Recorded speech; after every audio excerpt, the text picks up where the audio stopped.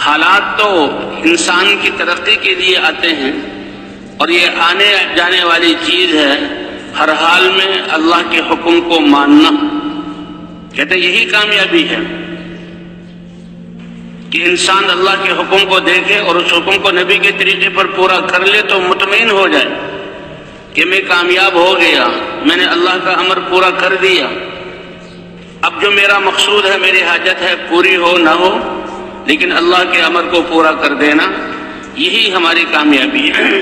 حضرات انبیاء کرام کی محنت اسی چیز پر تھی کہ اللہ کے احکام کو وقت کے نبی کے طریقے پر مان لو تو کامیاب ہو جاؤ گے۔ حضور صلی اللہ علیہ وسلم ایک مقام پر تھے، صحابہ میں سے کوئی صحابی حضور کی خدمت میں حاضر ہوئے، بہت کمزور تھے، اپنی سواری پر آ رہے تھے، سواری رکی تو جھٹکا لگا اور وہ گرتے ہی ان کی روح نکل گئی۔ صحابہ کرام ان کی طرف دوڑے کہ ان کو دیکھیں، انتقال ہو گیا ہے تو ان کے نہلانے کا، کفنانے کا اگلا انتظام کریں۔ تو صحابہ کرام ابھی ان کی طرف گئے تھے اور ان کی خدمت کر رہے تھے۔ حضور صلی اللہ علیہ وسلم نے فرمایا، اے میرے صحابہ، میرے اس صحابی کے پیٹ سے کپڑا ہٹاؤ اور دیکھو اس کا کیا حال ہے۔ اب صحابہ کرام نے دیکھا کہ پیٹ تو بالکل خشک ہے، کمر سے ملا ہوا، جسے کہتے ہیں محاورے میں کہ بھوک کی حالت میں۔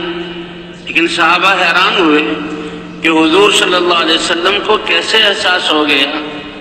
ہم نے کپڑا اٹھا کر دیکھا تو ہمیں پتہ لگا، اور اللہ کے رسول نے جو حکم دیا تو اللہ کے رسول کو پتہ لگ گیا ہے کہ میرا یہ صحابی بھوک کی حالت میں۔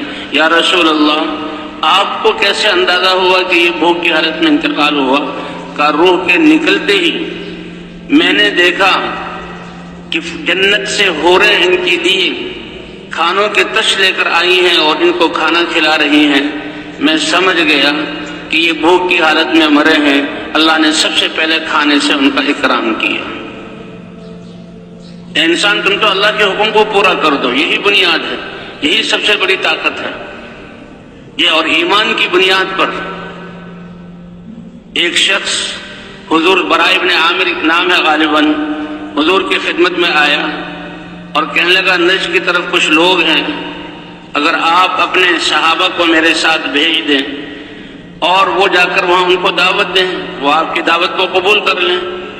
آپ صلی اللہ علیہ وسلم تو سارے انسانوں کی ہدایت کے حریص تھے، یہی حضرات انبیاء کرام کی شان ہوتی ہے۔ حضرت نبی اپنی قوم کے بارے میں فکر مند، اور جب سے وہ ذمہ داری ملتی ہے اس وقت سے لے کر موت تک وہ اپنی قوم کو اللہ کی طرف بلاتے ہیں۔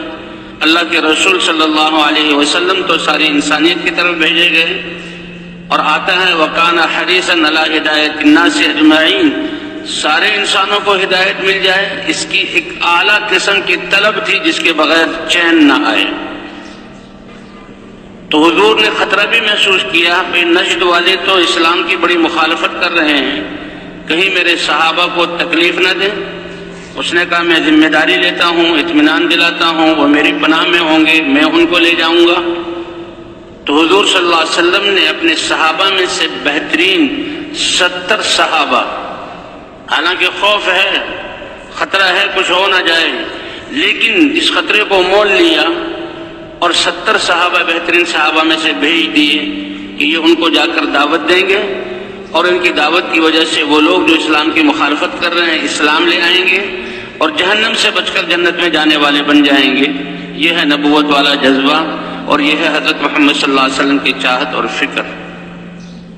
وہ جب لے کر گیا تو ایک قبیلے میں پہنچے تو وہاں پر دیکھا قبائل نے کہ مسلمان آئے ہیں۔ ایک شخص نے آواز لگائی کہ دیکھو یہ مسلمان ہیں اور تمہارے پاس آئے ہیں، اور ان کو گھیر لو اور موقع ہے کہ ان کو شہید کر دو۔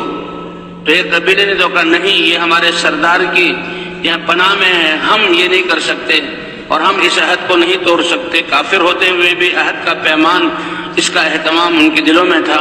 اس نے دوسرے قبائل کو بلایا تو دوسرے قبائل آئے اور صحابہ کو گھیر لیا، اور جب صحابہ کو گھیرا تو پھر اب صحابہ نے کہا، دیکھو انہوں نے بدعہدی کی ہے۔ انہوں نے اپنی تلواریں نکالی اور سارے صحابہ شہید ہو گئے۔ ان میں ایک حرام ابن ملحان، انہوں نے کہا بھی اللہ کے رسول نے خط دیا ہے اور عہد کیا ہے۔ ایک جبار نامی شخص تھا، اس نے پیچھے سے ان کو زور سے نیزہ مارا، اور اتنی زور سے مارا کہ نیزہ کمر سے داخل ہو کر پیٹ کی طرف سے نکل گیا۔ اور ایک روایت میں آتا ہے جب نیزہ نکلا اور یہ شہید ہونے لگے تو خون نکلا، تو انہوں نے خون کو اپنے ہاتھوں میں لیا اور اپنے چہرے پر ملا اور آسمان کی طرف، اللہ کی طرف دکھایا، اے اللہ تیرے راستے میں جان دے رہا ہوں، اور کیا کہا، فزت ورب الکعبہ، رب کعبہ کی قسم میں تو کامیاب ہو گیا۔ یہ جان اللہ کی دی ہوئی تھی اور اللہ کے دین کو زندہ کرنے کے لیے، اللہ کے رسول کے بھیجنے پر دعوت کے لیے آئے ہیں، اور اسی راستے میں جان چلی گئی تو یہ ہے کامیابی۔ اور جبار نامی شخص جس نے یہ نیزہ مارا تھا وہ بڑا حیران ہوا کہ یہ کیسی کامیابی ہے، یہ تو دشمنوں کے گھیرے میں آئے ہوئے مجبور اور مقہور ہو گئے اور بے بسی کی حالت میں ان کو قتل کیا گیا۔ تو لوگوں سے پوچھا یہ کیسی کامیابی ہے؟ فرمایا یہ ان کو شہادت ملی ہے، اور شہادت انسان کی موت کے حالات میں سب سے بہترین حالت ہے کہ اللہ کے لیے، دین کے لیے جان دے، اور اللہ اس کو جنت عطا فرماتے ہیں۔ یہ قاتل جو یہ ساری باتیں سن رہا تھا، اللہ نے اس کو ہدایت دی اور یہ اسلام میں داخل ہو گئے۔ اللہ کے رسول صلی اللہ علیہ وسلم کو 70 صحابہ کے شہید ہونے کی خبر لگی تو آپ بڑے غمگین ہوئے، اور آپ نے ان قبائل کے خلاف قنوت نازلہ پڑھی۔ تو بہرحال بھئی کامیابی یہ کہ اللہ کے حکم کو نبی کے طریقے پر پورا کرنا، یہ انسان کی کامیابی کی بنیاد ہے۔